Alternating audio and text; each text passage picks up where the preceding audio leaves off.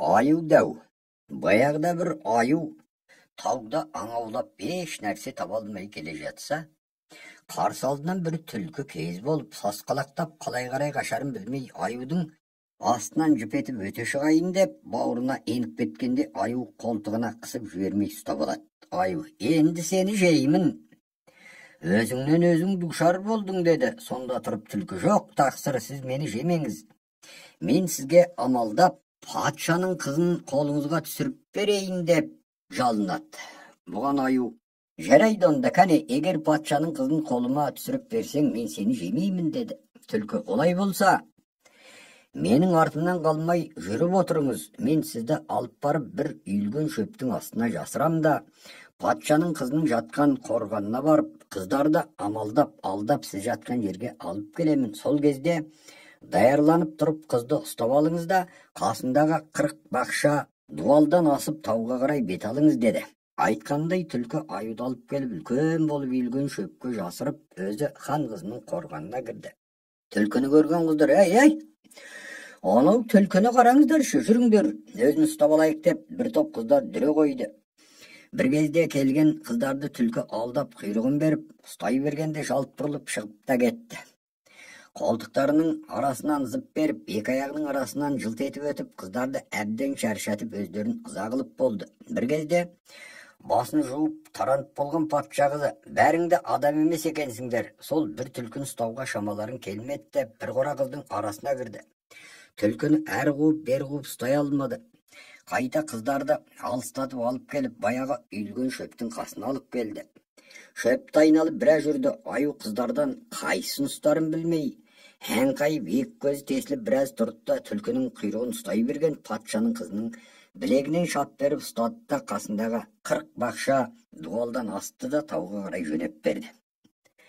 Оның артынан бір тесіктен жіп беріп түлкіде өтіп кетті. Улап-шулап қыздар қалды. Бір сыпырасы ханға хабар беруге кетті. Патшаның қызын апарған аю таудан тас үй салып алды да, қызбен отау құрып отыра берді. Патша да қызды тау мен тастан іздеп таппай, ақыры аюға жем болды деді, қыздан көдерін үзді. Күндерде бір күн қыз аюдан бір ұл туады. Олы күніне бір жасайтын болды. Өзі дәу, өзі батыр, келбетті адам, түрі аю нәсілді болды. Атын аю дәу деп қойды. Жетіге келген аю дәу шешесіне жөн сұрай бастады. Мен кімнен тудым? Әкем қайда? Бұл тауда не қылып жүрсің? Адамы бар, ел жұрт дегендей бір шәһарға барайық деді. Шешесі басынан атқарған уақиғаны баласына тегіс айтып шықты. Оны естіген бала, мен бұл тауда аюды әке қылып тұрмаймын деп шешесінің қолынан жетектеді. Шешесі, шырағым, мен өзім патшаның қызы болсам, тиген күйеуім адам емес. Таудың аюы болса, оның үстіне киім жоқ, жалаңашпыз, қалай барып әке шешенің көзіне көрінем? Жоқ, мен бармаймын деп шешесі жер бауырлап жатып алды. Мұның ақырын сезген бала есіктегі қара қазандай тасты бір теуіп, далаға шығып, таспен қайта жауып, тырдай жалаңаш салып ұрып бір шәһәрге келді. Келе бір жерде өңкей әйел киімі, еркек киімін сатып отырған дүкеншіге кез болды. Шешеме деп түрлі киімдерді таңдап алды, өзіне де алып киді де, пұлын ертең келіп төлеймін деді де тыс берді. Бұған дүкенші ашуланып, етегінен шап берді. Егер барлық малыңнан айырылғың келмесе босат деді де, қолын қағып тастап жіп беріп дүкеннен шықты. Әкелген киімдермен шешесін бәйшешектей киіндіріп, шешесінің еліне қарай жолға басты. Бір мезгілде аңнан қайтқан аю үйіне келсе, үйі ашық-шашық, үйдің есігін бастырып кеткен тас таудың етегінде жатыр. Баланың істеген сойқанын сезіп, ізіне түсіп қуа жөнелді.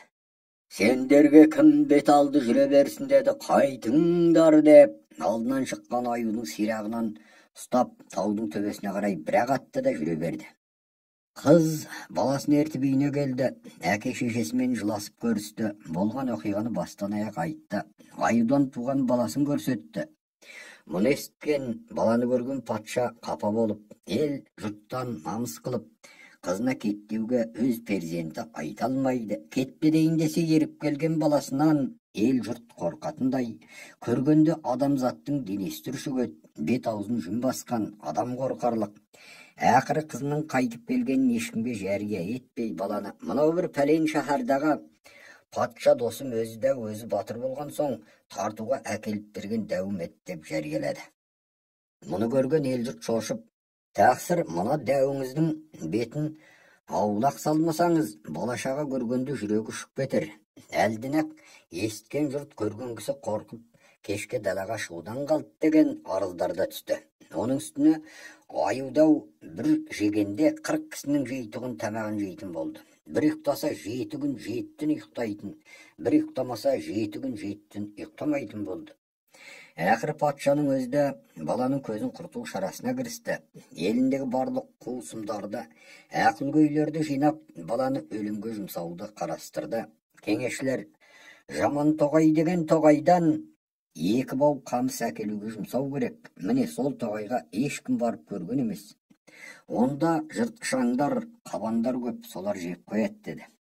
Бұл ақылды патша дұрыс көріп, баланы шақыртып, Жаман Тоғайдан 2 бау қамыс әкеліп беруді бұйырды.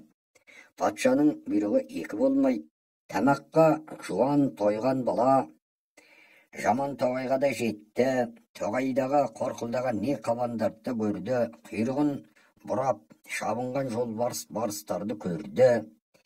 2 бау қамысты орап болып, бәқірті беріп, бір қабанды ұстап әкелді. Оның құлағын тесіп, қамыстан бида қылып, үстіне қамысын артып, оның үстіне өзі мініп, кеш бата патшаның қорғанына келіп түсті.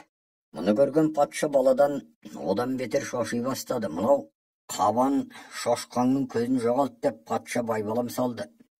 Ондай болса міне деп артқы 2 сирағынан ұстап қабанды қорғаннан асыр лақтырып берді. Патша кеңесшілер және жинап, тағы баланы өлім жолына жұмсауды аңыз қылды. Ақыры кеңесшілердің біреуі, менімше, Жамантаудағы 2 тауды бір-біріне соғыстырып жатқан дәуді бағындырып байлап әкелуге жұмсау керек. Бір өлетін болса, сол соғыстырылып жатқан 2 тау арасына қысылып өледі деді. Патша баланы және шақыртып, сол 2 тауды соғыстырып жатқан дәуді байлап алып келуді бұйырды. Күндерде бір күн баладан құтылым ғой деп отырған патшаның алдына 2 тауды біріне-бірін соғыстыратын дәуді байлап әкеліп берді. Мұны көрген патша баладан тура құтылмайтын енді білді. Оның үстіне 2 бірдей алпауыт дәулерді тамақтандыруда оңай тимейтін болды.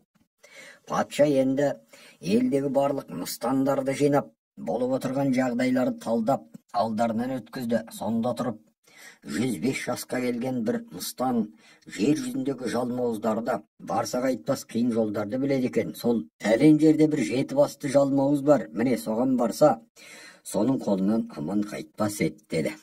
Патша 2 дәуді бірдей шақыртып, көз көрмес, құлақ естімес жердегі 7 басты жалмауыз кемпірді өлтіріп келуді бұйырды. Дәулер 40 күндік жол азығын алып, өздері мықты ұйықтап, көз көрмес, құлақ естімес жалмауызға аттанды.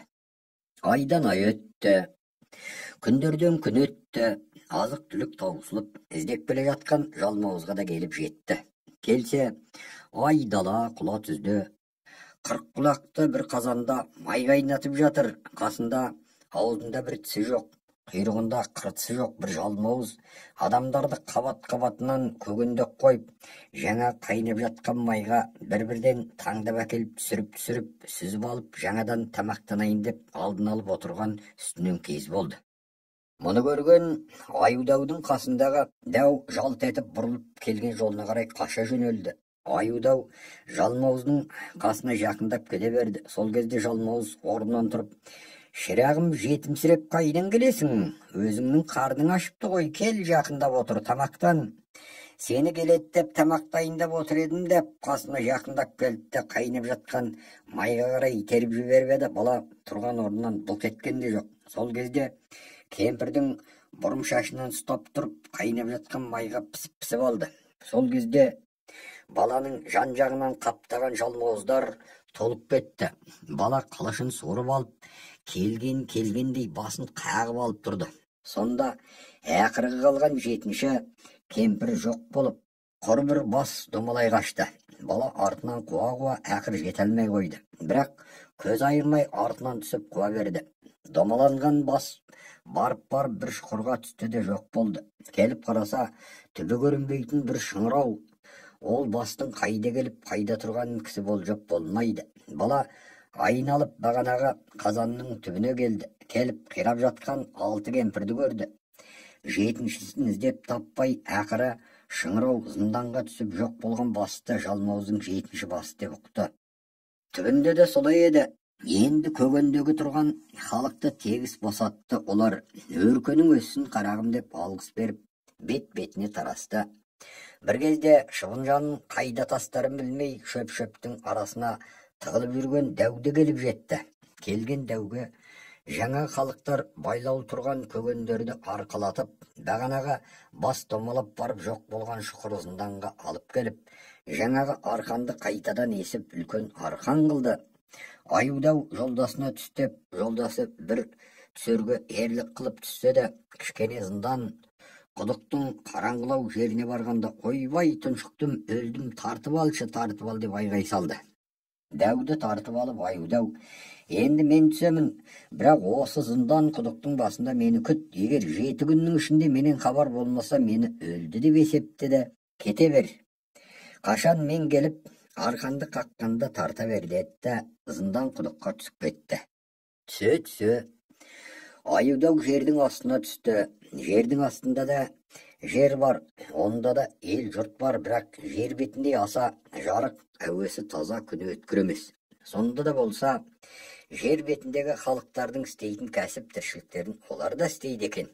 Сонымен Аюдау көп жүрмей үлкен дарбазалы қорғанға кез болды. Не де болса осы қорғанға кірейін, не бар, не жоғын білейін. Сөйтіп Жалмауыздың мүлкін жолын білер, оны сұрайын деген оймен дарбазаны ашып беріп кіріп барса, іші толған көгендеул тұрған халық. Мына жерде өңкей кәрі кісілер, бір жерде өңкей орта жасарлар, ана жерде өңкей жастар. Қысқасын айтқанда Жалмауыз халықтарды түр-түріне қарай көгендеп тастапты. Кірген балаға, мен арық, мынау семіз, мен арық, мынау семіз деп бірін-бірі көрсетіп жатқан халық. Бала, мен Жалмауыз емеспін деді, барлық халықты босатып қоя берді. Енді ішкі бір үйге кіріп барса, өңкей сұлу қыздар байлаулы екен. Олар да жаңағыларша мен арық, мынау семіз деп жатты. Оларды да босатып болған соң, енді Жалмауыздың қайда жүретінін, қайда тұратынын, оның жанның қайда сақталатынын сұрады. Қыздар қолдарымен көрсетіп, анау үйге кіресіз, кірген соң 2 есік бар. Сол есіктің көк есігін ашыңыз. Онан соң қос есік, онды ашқан соң жаңа бір есік бар. Міне сол есікте үлкен көк сандық бар. Сол көк сандықтың ішінде көк кептер бар. Сол көк кептерді ұстап алып, біртіндеп жүн жұла берсе, бір бас ақырындап домалап келе береді. Содан сол бас жақындап алдыңызға келіп қалғанда басын жұлып алсаңыз, домалап келген бас аузын бірақ ашады да көзін жұмады. Міне сонда ғана 7 басты Жалмауыз дүниеден қол үзіп қайтыс болады деді. Бала қыздардың айтуынша барлық есіктерді ашып, көк сандықты да ашып, көк кептердің жүнін жұлды. Бас домалап баланың алдына келе бергенде, көк кептердің басын жұлып алып еді. Домалап келген бас аузын бірақ ашты да көзін жұмды. Жалмауызды өлтірген Аюдау енді жер бетіне шығуды қам етті. Қыздардың ішінен таңдап бір сұлуды әйелдік қалды. Сөйтіп бағанаға жер бетіне шығатын зынданға келіп еді. Сол кезде айтқан уәделі күні бүгін кешке бітпек екен. Енді болмағанда дәуді жиналып кеткелі жатыр екен. Келіп арқанға қызды байлатты, арқанды қақты. Сарғайып күтіп отырған дәу тартып алды.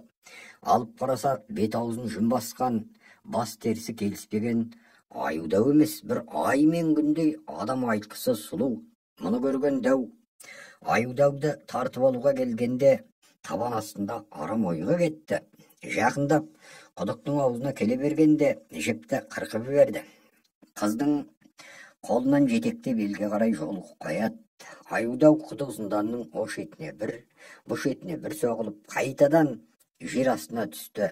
Енді қайтып жер бетіне шықпайтын су түбіне сіңген қара тастай боп. Енді не істеу керек? Терісіне сыймай жолдасының істеп кеткен иттігіне ыза болып, егер жер бетіне шығатын күн болса, қайда болса да іздеп тауып, от қойып өртеп жіберуді шарт қылды да, қой, құр қапа ренжуден дым шықпас. Онан бұлай қыдырып, өлмес қамын ойлау керек деген оймен ұзын жолға түсті де бет алды жүре берді. Ұзын жолмен жүріп келе жатса, шу деген біреудің дауысы әрең дегенде естіледі. Жанына бұрылып қараса, бір кісі қосай деп жүр екен. Не де болса соған барайын деп қасына таяу келе беріп, ассалаумағалейкум деді. Баланың айғайына кісі шошып кетіп, жалт қарағанда теп-тек болып, жүрегі қабынан шығып кете жаздады. Бала қорыққанын сезіп, ой әке, менен қорықпаңыз, мен де сіз құсаған адаммын деп қасына келіп отырды. Бала, сіздің менен қорыққадыңыз ба, жоқ әлде басқа өзіңіздің қос айдағандағы салтыңыз ба? Даусыңыз әрең дегенде шығады. Қос айдаған кісінің даусы көшкөрім жерден шығушы еді ғой деді. Кісі балаға жақындап сыбыр дауыспен, шырағым, мына жерде екі айдаһар бар. Сол айдаһарлар кісінің дауысын естісе, келіп жұтып жібереді. Міне сол айдаһардан қорыққанымнан әрең дауысымды шығарып, айдап жатқанымның себебі сол деді. Бала, олай болса сіз үйге барып маған бір мес қымыз, 40 нан, бір шара көже әкеліп беріңіз. Мен сіз әкелгеніңізше жеріңізді айдап қоямын деді.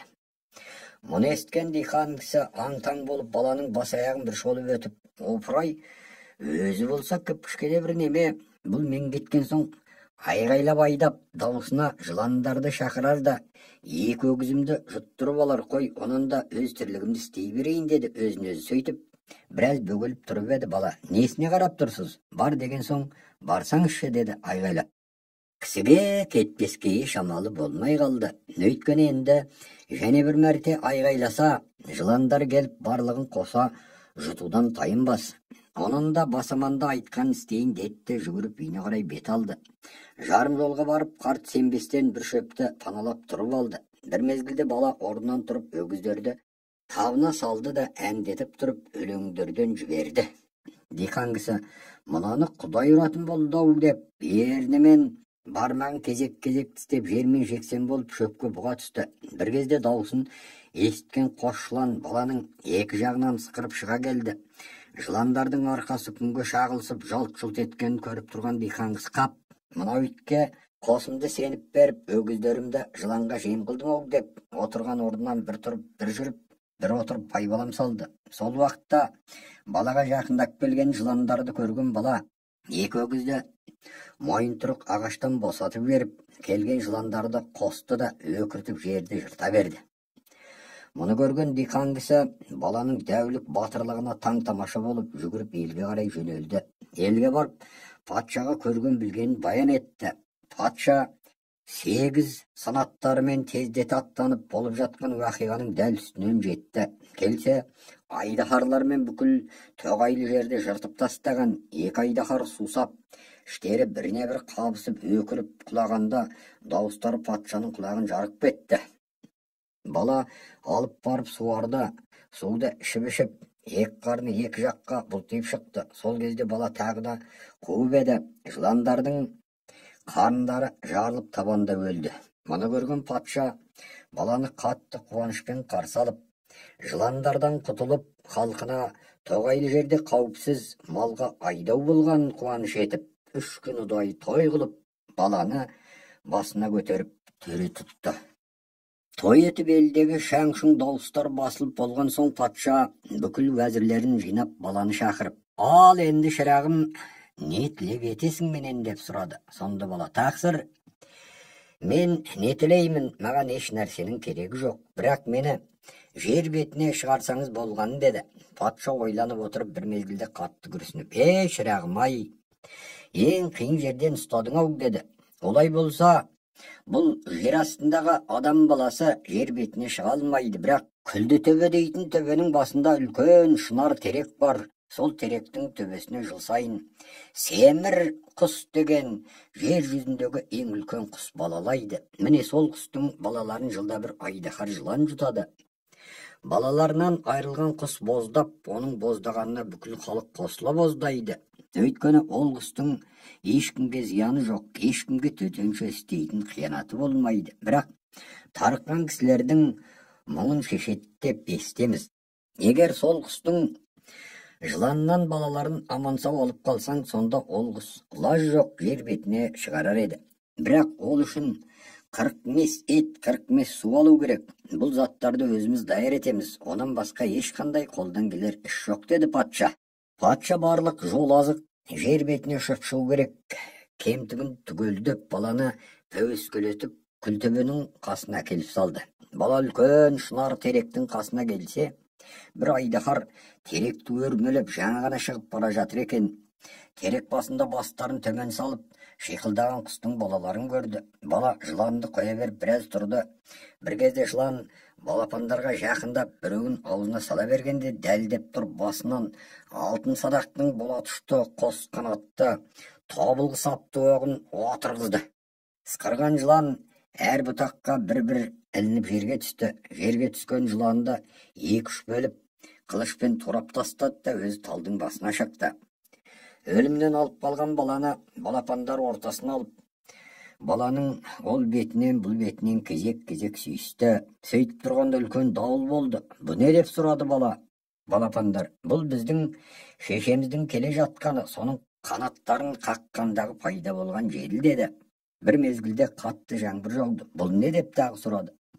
Бұл біздің шешеміздің әлде балаларымды жылан жеп қойды ма, әлде тірмеген деп қамығып жылап келе жатқаны. 7 күннен бері бізді көрген жоқ. Бір алыс жолға сапар шегіп кеткен еді, деді балапандар. Сәлден соң аспаннан құйылып теректің басына келіп қонды. Қонғанда шынар теректің басы жерге иіліп сәлем еткендей болды. Балапандар баланы қанаттарының астарына тыға қойды. Келген шешесін көріп балапандар қуанды. Балапандарының аман саулығын көріп шешесінің қуанғанын адам айтып болмас. Балаларын тамақтандырып аман есен айтысып болған семір құс немене осы жерден кісінің ис шыға ма деп сұрады. Жоқ, ешкім келген жоқ деген дауыстар шықты. Шешесі аң-таң болып, не болған сендерге? Өмірі барлығыңда сөйлемеуші едіңдер, әлде менен жасырып тұрсыңдар ма, деді ашуланған түрмен. Балапандар: егер бір қасық қанын кешірсеңіз айтамыз, деді. Кешірдім, айт, деді шешесі. Айтсақ, жаңа бір мезгілде айдаһар жылан бізді жегелі жатқанда аман сау бізді айырып алды. Сенбесеңіз анау жатқан жыланды көріңіз, деді, қанаттарын көтерді. Мынау ма деп аузына сала салды. Балапандар шырылдап шешесінің кеңірдегінен тас болып ұстап қалды. Баланы лөқсіп тастай салды. Әй шырақтарым, бекер еттіңдер, әйтпегенде баланы сұлу бір адамзаттың артығы қылып шығарыр едім. Қап, сендердің айтқандарың болсын, деді.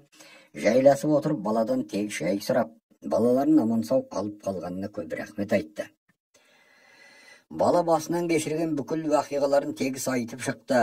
Жолдасының итті қылып тастап кеткенін, келіп жыланды өлтіріп балапандарды аман сақтап қалғанына шейін айтып болғанда: қане, енді менен не тілейсің? Тілегеніңді айт, деді бала.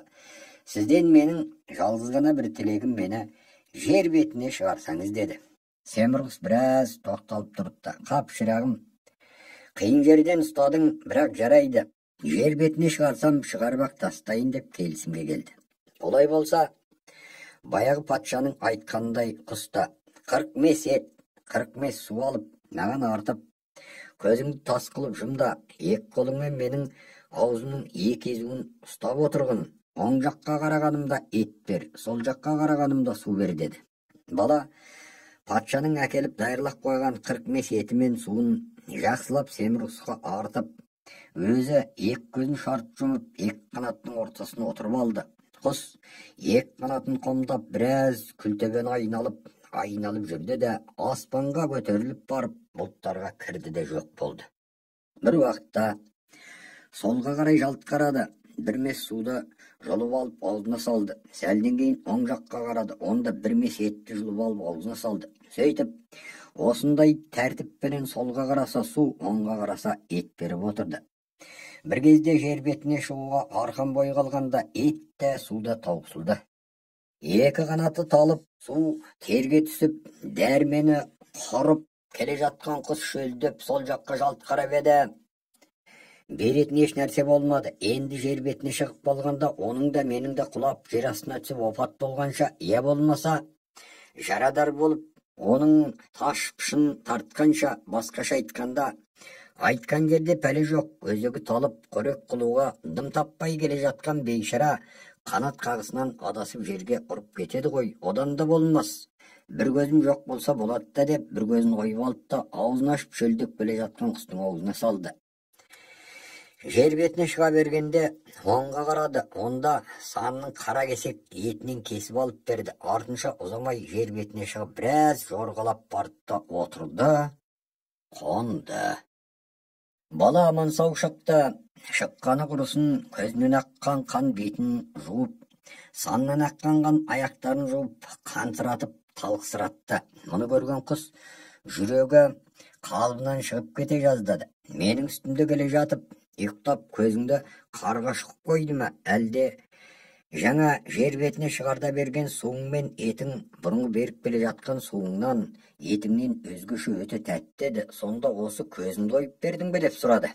Бала несін жасырсын, болған істің ет пен су таусылғанда ет пен судың орнына көзін ойып сан етін кесіп бергенін айтты. Сол кезде кәне көзіңді әкел деп қанағып тұрған көзді жалап жібергенде көзі бұрынғыша жарқ ете қалды. Сол сияқты санын да жалады, бұрынғыша ет пайда болып қалпына түсті. Бұл жеткіліксіз сізге деп Семірғыс баланы жұтып жіберді де қайтадан жерге тастады. Жерге түскен бала жер жүзіндегі сұлудың бірі. Ақылына ақыл, күшіне күш қосылып, адам айтқысыз адамзаттың перизаты болды. Семірғыс баланың төбесін көкке тигізгенде етіп айтқан уәдесін сол сағатта орындап, баламен аман сау қош айтысып, бауырына баласындай қысып, қамығып, көзінің жасын бір төгіп алды. Шырағым, маған ырза бол, мен саған ырзамын. Әншектеріңді өлімнен құтқарғаныңды, ежелгі жауым жыланды өлтіргеніңді ұмытпаймын. Тарыққан жерде мынау менің қылшығымды тұтатсаң, мен даярмын. Қайда болмайын, сен үшін бір қасық қанымды аямаймын деді, қылшық жүнінен жұлып берді. Қайта қош айтысып, әрі қарап ұшты да кетті. Бала құстың қараңдаған, қалбаңдап қатқан қанатының екпіні бәсеңдеп, қарасы көрінбей кеткенше қарап тұрды да, бұл бері қарай жүрді.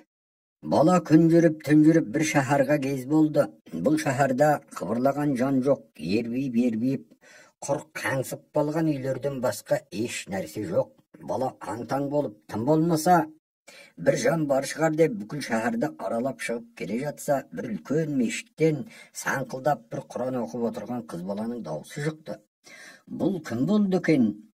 Осынша шәһәрден бір кісі көргем жоқ. Бұл жалғыз кісі не қылып отыр екен?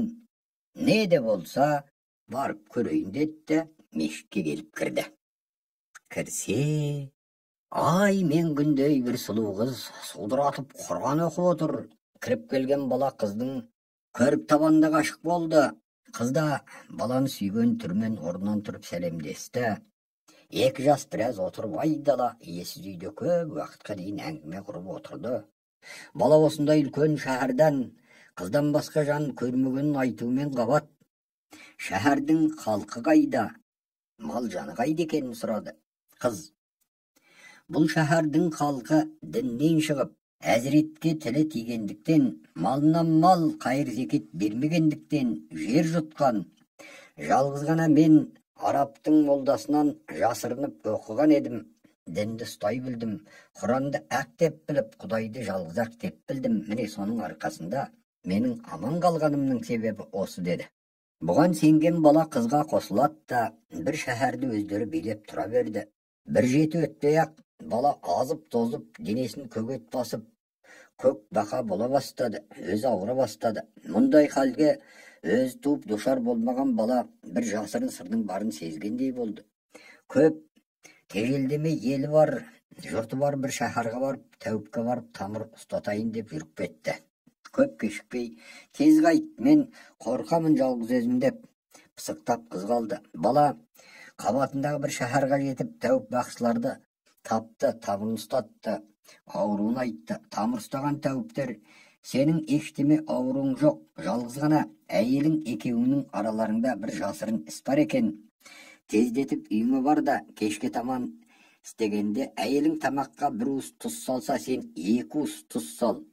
Тамақтың тұзы ащы болсын. Сонан соң төсекке жатарда әйеліңнің көзін ала беріп, үйдегі судың барлығын төгіп таста. Сөйтті ұйықтамай, ұйқылы ояу болып жата бер. Сол кезде әйел мен екеуінің араларындағы жасырын іс шешіледі деді. Бақсы Тәуіптің айтқан істеп бала түн болғанда төсегіне жатты. Bir кезде қойнында жатқан қатын орнынан тұрды да, бүкіл қазан аяқты салдырлатып, пиала шәйнектердің бірін қоймай сырғытып, бір қасық су таппатты, бір қасық су қалмапты ғой деді, қайта келіп жатты. Біраздан соң тағы да орнынан тұрды, үйдің есігін ашты, келіп төсекке жатты да жылан болды. Ысқырып, сусыды да, есіктен басын шығарып, ағып жатқан арыққа мойын созып, бір кезде басы суға жетсе керек, солқ-солқ еткізіп, жұтқанда жарым белі баланың қасында жатыр еді. Баланың қарын соқты. Bir кезде жиырылып денесін тартып алды да, қайтадан адам болып, баланы қатты құшақтап тұрып, бұл бетінен бір, ол бетінен бір сөйтті, ұйқыға кірді. Мұны көрген бала шын араларында жасырын істің барын көзімен көрген соң, жылан әйелінен денесін аулақ салып, әрең дегенде таңдатқызды. Ертеңіне әйелін алдап, енді бұл елі жоқ, жұрты жоқ жерден не істейміз? Оның да мен ел жұрт іздейінді, соларға қосылайық деді. Көптен ойлап жүргенде сол еді жылан әйелі. Барсаң бар, бізді ел қатарлы түтін шығарып отыралық деді, рұқсат етті. Бала көзі көрген бақсы балгерлерге келіп болған жасырын істердің түрін айтты. Бұл хабар патшаның да құлағына тиді. Патша, егер ол жылан болса, бүкіл шәһәрді жұтады. Сондықтан оған арнап шойын үй салып, жан жағынан көрік құрып, амалдап кіргізіп алып, отқа күйдіріп өлтіру керек деген ойға кірісті. Айтқандай-ақ үлкен шойын үй істетті. Сөйтіп барлық керек заттармен жабдықтап болған соң бала үйіне келіп, ал қатыным көшеміз. Патша біз үшін бір аяулы темір үйін босатып берді деді. Оны естіген қатын тұрма, мұның ойда бір шәһарға амалдап жетіп алып, осы шәһәрдай тып-типыл етуге ниет қылып жүреді. Сол сәтте көшіп, патшалық шәһәрға келіп түсті. Қоралы қойды көрген қасқырша екі көзі тесіліп шәһарға кіргеннен жан жағына қараумен болды. Мынау шетінен бастап жұтсам бекем, я ана шетінен бастап жұтсам бекем деп, өз терең ойға шомып та келді. Темір үйге келіп түскен бала сыр берместен дүние тірліктерін кіргізумен болды. Әйел де оны мұнысын жайғастырып жүрген болды. Bir кезде әйел үйге сүңгіп кіріп, үйдің әбзелдерімен таныса бастағанда бала көзін ала беріп, есікті мықты жапты да тысқазып қойды. Есікті сыртынан құлыптап болған бала үйдің жан жағынан даярлап қойған көріктерді басуға деп күтіп жатқан бір топ кісіге хабар етті. Дуылдап жиналған халық көріктерді тұс-тұсынан басып жіберді. Bir кезде үй қызғанда үйдегі қатынның ақырған өлдім деп шыққан даусы бірақ шықты да, жылан болып құйрығымен үйдің қабырғаларын олай ұрды, бұлай да ұрды. Bir кезде қып-қызыл болып кеткен темір үй суып басылғанда ашып көрсе, күйген көмір болып, томар болып жанған жыланның денесін көрді. Патша кешке бүкіл уәзір, жасауыл, 8 санат манаптарын шақырып болған оқиғаның әңгімесін баладан сұрады. Бала жер астынан шығып, бір жан жоқ, қаңсыған шаһарға кез болған, онан ешкімді көрмей мешітте Құран оқып отырған, жалғыз ғана ай мен күндей қызға жолығып, шаһардағы болған оқиғаның әңгімесін сұрағандығын айтып шықты. Онымен қабатта өзінің басынан кешіріп келе жатқан кемшіліктерін жауып, егер осы қыз жылан болып шықпай, шын өзінің айтқандай болса, өмірлік жолдас етіп, еліме бармақ едім дегенді айтты да төмен қарады. Әңгіме анық болды. Айтушылардың сөзіне қарағанда, жыланның оқиғасы мынау болып шықты. Бұл жылан мың жасап түрлі түрде сиқырлық өнердің барлығын білетін болған. Ақыры жаннан асқан сұлу қыз болып, оған кездескен жігіттерге тиіп, сонымен халқы көп жерге келіп алып, бұрынғыша жылан болып елді жұртты жұтумен келе берген. Ақыры ол шаһарға да келіп, осындай ретпен оны да жұтып, енді қалай қарап жүрерін білмеген жылан мешіттің төбесіне шығып күн көзінде жатқан. Келе жатқан кісіні көрген соң табанда адам болып кітап оқып отыра қойған еді. Ақыры келіп мынау болып шықты. Жылан да шын ажалына жолыққан екен, өлгенде жақсы болды. Олай болмағанда біздің шаһарға да келіп жұтқан болар еді деп көп әңгіме айтысып тарасты. Өзін өзі келіп дем алып тыныққан бала патшамен қош аман айтысып еліне қарай жолға шықты. Күндерде бір күн еліне де келіп жетті. Елінің шет жағасына келіп малшы балаларға жолығып бүкіл ауылдағы жаңалық хабарлардың барлығын да білді. Малшылардың айтуына қарағанда бұрынғы өзінің жолдасы патшаны орнынан түсіріп өзі патша болып енді бір шыбықпен айдап зұлымдық істеп отырғандығын, нағашы атасын қорлап отыншы сушы етіп отырғанын естті.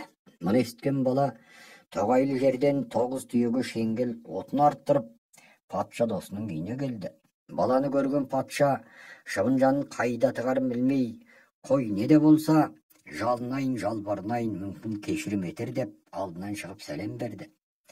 Бала сәлемін алмай 9 түйеге артылған шеңгелдің ортасына байлап, бүкіл халқының алдында от қойып өртеп жіберді. Сөйтіп, елін жерін жер қылып, бала мұрат мақсатына жеткен екен. Сырттандар. Ертеде бір байдың жалғыз баласы болыпты. Байдың қадірлі ұлы да, қызы да сол екен. Күндерде бір күн әлгі байдың баласы ұйықтап жатып түс көреді. Түсінде бір қара қасқыр жейін деп баланың аяғына аузын сала бергенде бала шошып оянады. Ертеңіне осы түсті тағы да көреді. Сөйтіп бала осы түсті күн сайын көретін болады. Қасқыр баланың аяғынан тістей бергенде бала шошып ояна беретін болады. Бала түнде ұйқы, күндіз күлкі көре алмайтын болады. Әке шешесі: осы біздің баламызға не болды екен деп бір күні баласынан сұрайды. Баласы көрген түсін айтады. Әке шешесі мұны естіп қатты қорқып, жан-жақтан түс жоритын сәуегей адам іздейді, бірақ ешбір сәуегей баланың түсін дұрыс жори алмайды. Ақырында бір қария сәуегей жорып: сол қасқыр сенің балаңды жемей тоқтамайды екен. Тас пен темірден үй салып, соның ішіне қойсаң да, ол қасқыр сенің балаңды жейді. Беті бері қарап шыққан екен дейді. Мұны естіген соң әке шешесі қатты қорқып жылайды. Бұдан құтылуға амал бар ма деп жорушыдан сұрайды. Онда сәуегей тұрып: мүмкін қашып құтылса ғажап емес дейді. Мұны естіген әке шешесі қалай шыдап отырсын? Баласын қашыруға атыз дейді. Әкесі көп жылқының ішінен баласы мініп қашарлық бір жарамды ат таба алмайды. Бәрі де жабы екен. Балам, өзің барып тауып мінбесең, саған жарайтын атты мен таба алмадым дейді. Сосын бала қолына жүгенін алып жылқыға келеді. Көп жылдан бері жылқысын бағып жүрген бір шал бар екен, соған көрген түсін айтып: қашып құтылатын маған бір ат тауып берші дейді. Сонда шал тұрып: шырағым, мен осы жылқыны баққаныма көп жыл болды. Сені құтқарарлық жүйрік бар деп айта алмаймын. Бұл жылқының бәрі де жабы. Жалғыз-ақ осында бір кербесті бар. Оның жабағы күндегі өлі жүні әлі үстінен түскен жоқ. Қырбаларға қызылы жоқ, арық жөнді от оттамайды. Бауырынан жарайтта жүреді. Одан үміт қылатыным, түнде жүргенде тұяғынан от шығатын еді. Мен білсем, кербестіден басқа жылқы құтқар алмас. Қас тұлпардың баласы аз оттап, көп жусайды. Асыл тектің баласы аз сөйлеп, көп тыңдайды дегендей. Сенің бағыңа тұлпар болып шықса ғажап емес. Не болса да кербестіні ұстапмын дейді. Бала кербестіні жүгендеп, үйіне алып келіп, әке шеше ел жұртымен қоштасып жолға шығады. Бала жүріп келеді. Кербестіні бас алған жағына қарай еркіне қоя береді. Осымен бірнеше күн жүреді. Bir күні бала артына қараса көз ұшында бір шаң көрінеді. Ол мені жейтін қасқыр осы болар деп жүрегі алып ұшып, кербестінің сауырына қамшыны сипай береді. Бұрынғыдай емес. Кербесті де бірнеше күн жүрген соң әлі жүнін тастап, басын жерден көтеріп, оқтаудай боп ширатылып, созылып, аяғын пысық басып көсіле бастайды. 3 күннен соң артына қараса манағы шаң жақындап қалған сияқты. Шаң жақындаған сайын кербестінің шабысы да ширайды. Осылай шаңды ертумен тағы 2 күн шабады. Bir мезгілде артына қараса, шаңнан бір қара созылып шығып тартып келеді екен. Балада зәре жоқ. Анда-санда кербестінің көзін сүртіп қояды. Қара жақындап, дүбірі естілген сайын кербесті құстай ұшады. Кербестінің жүрісіне бір ғана ұшқан құс болмаса, ешбір хайуан баласы еріп болар емес. Кербестіден басқа жылқы болса, келе жатқан қара әлдеқашан қуып жеткендей. Кербестілігімен ғана баланы қуып келе жатқан ажалға бермей, алып ұшып келе жатады. Қараны осылай артына салумен кербесті тағы бір күн жүреді. Бала артына бұрылып қараса, бұлдырап көрінген қара жақындап қалған екен, қуып келеді екен. Көз тоқтатып, қарауға баланың жүрегі тоқтамай, кербестінің көзін сүртіп, бауырына қамшыны сипай ұрумен болады. Жақындаған білген сайын кербесті өршеленіп шабумен келеді. Кербестінің осы кездегі шабысына көз тоқтатып болмайтын еді.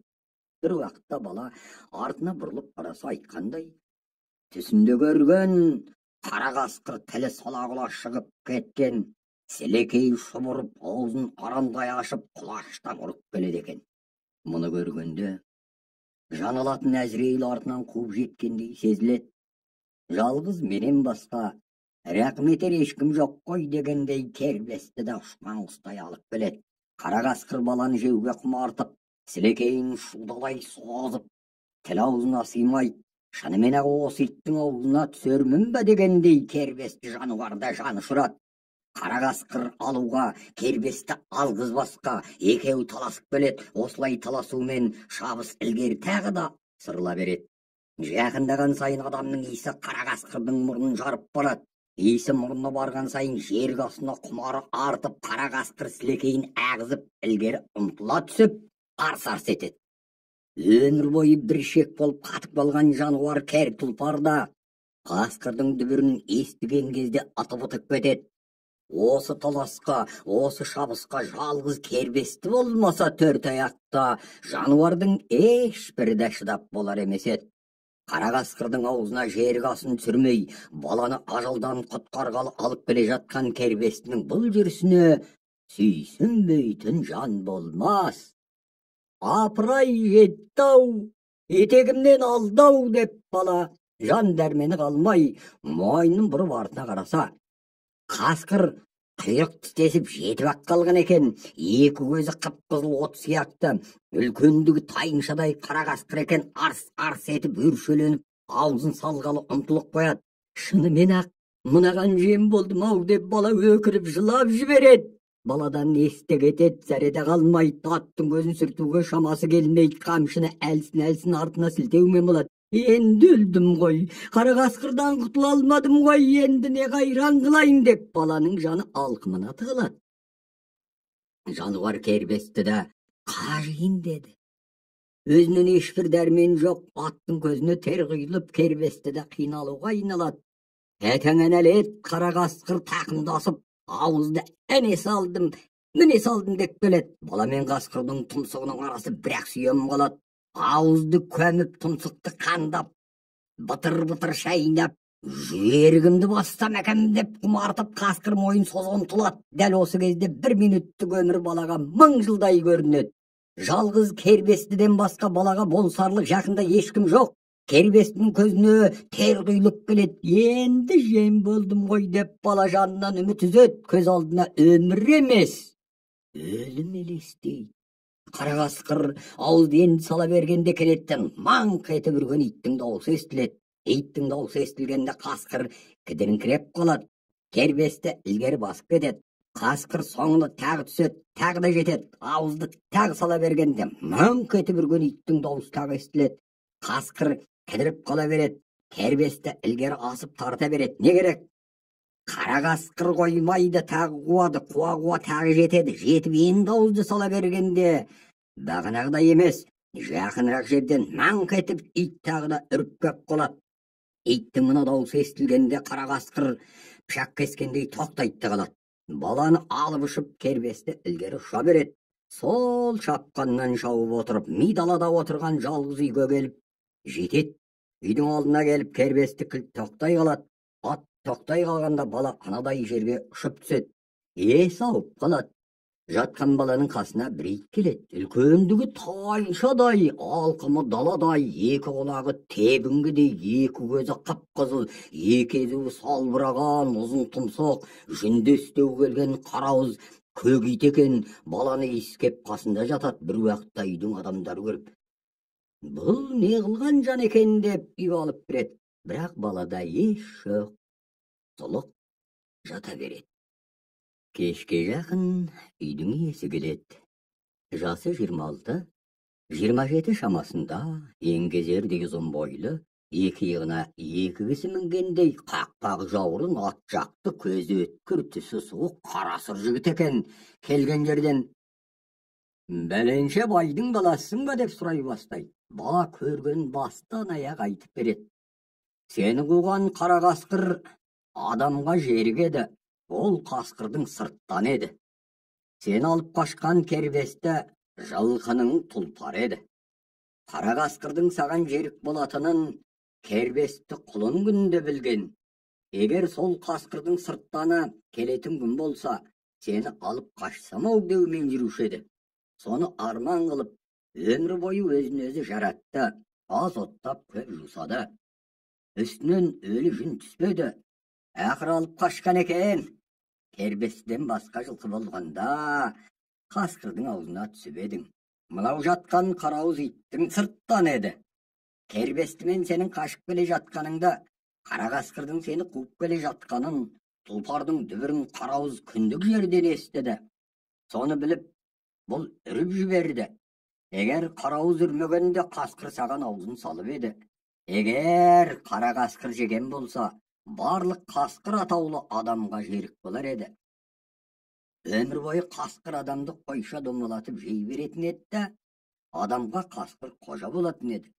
Ал енді мен жігіттің сырттанымын. Қарауызбен менің осы жақта екенімді кербесті білген. Ол шыққанына осылай қарай бастап алып келді. Саған жерік болған қара қасқыр әлі кеткен жоқ. Мына төбенің басында сені күтіп жатыр. Ол сені жемей тоқтамайды.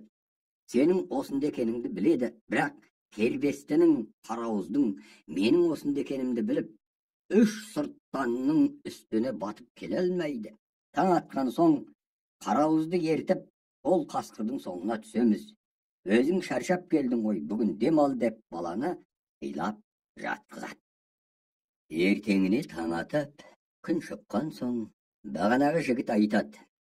Сен кербестігемін, мен қарауызды жетектеп, екеуміздің мына төбенің түбіне барайық.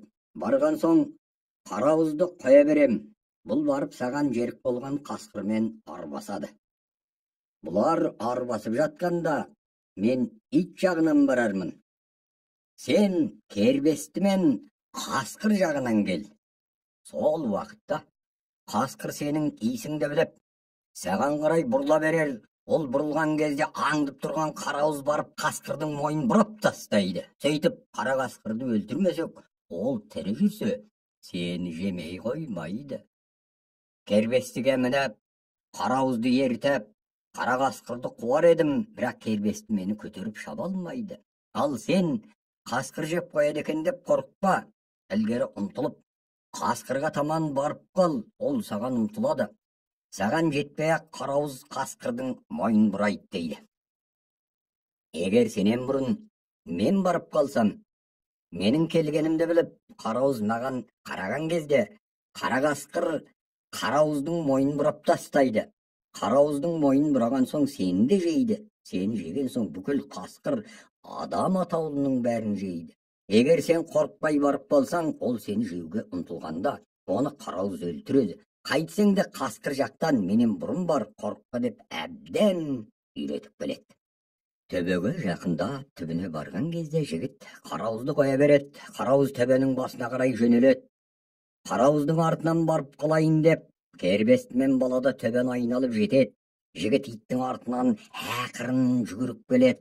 Қарауыз төбенің басына жеткенде қасқыр да оны көріп қалады. Екеуі бірін-бірі көрген соң жүндерін тікірейтіп, көздерін біріне бір қадап ырылдасады.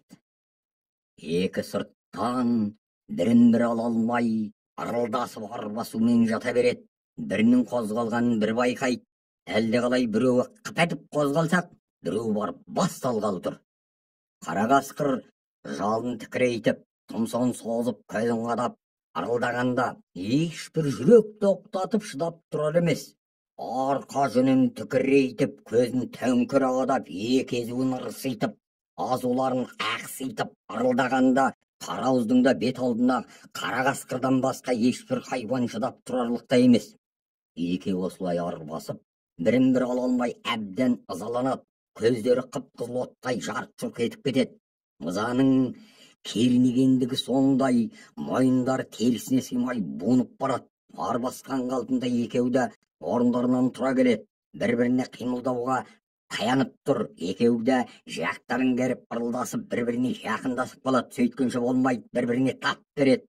Алдыңғы екі аяқтары бір-бірінің иығында, езулерін ырситып, азуларын ақситып ырылдасады да тұрады. Бір-біріне ауыз салғызбайды. Қарама-қарсы тіресетті қалады. Біреуі қып етіп қозғалсақ, құлақ шекені өрлей, кеңірдекті қапсыра ауызды басқалы тұр. Осылай тіресе ырылдасып, арбасумен тағы біраз тұрады. Бір-бірін ала алмайды. Бұрынғы арбасудан мынау әлде нешесе қиын болады. Алдыңғы аяқтармен бір-бірінің кеңірдектеріне тіресіп тұрады. Ұзын тұрнақ кеңірдектеріне кіріп барады. Енді біріне бірі ауыз салғалы тұр. Бірі өлтіріп, бірі өлгелі тұр. Көздері қанталап кеткен. Енді тек бір-бірінің кірпік қағысуын ғана аңдыған. Қасқырдың сырт жағынан келе жатқан бала екі сырттанның ырылдағанын естігенде жақындауға жүрегі тоқтамайды. Қара қасқырдан әбден қорқып қалған. Жақындасам жеп қояма деп ілгері баспайды. Тым болмаса айқас тұрған екі сырттанға төбесі көрінетін жерге де келмейді. Анда-санда бір аттап аяғын ілгері баспайды. Бала ар жағынан келді мекен, итіме не боп қалды екен деп жігіт тез ұмтыла басып төбеге шыға келсе, бала әлі көрінбейді. Қасқыр мен ит айқасып тұр екен. Баланың төбесі жаңағына көріне бергенде артына келіп қалған иесін біліп, ем келді мекен дегендей ит мойын бұрып қалады. Сол уақытта аңдып тұрған қара қасқыр иттің шыршытына ауызды басып жібереді. Мұнаны көрген иттің иесі не боларын білмейді. Беліндегі қанжарын ала жүгіреді. Қара қасқыр иттің құлақ шекесіне қарс батып кеткен тісін ұлқылап суырғанша жігіт те келіп жетеді. Келе-ақ қара қасқырдың ішін қанжармен есіп кеп жібереді. Сол жерде ит те өледі, қасқыр да өледі. Жігіт иттің өлгеніне қатты өкінеді. Иттің өлігін құшақтап зар жылап еңірейді. Балаға неге менің айтқанымды істемедің деп бармағын шайнап ұрсады. Ұрысқанмен шара не?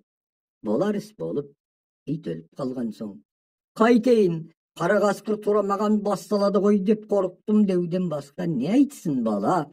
Қарауыз ит қасқырды өлтірген болса, ит атаулы қасқырға қожа болатын еді.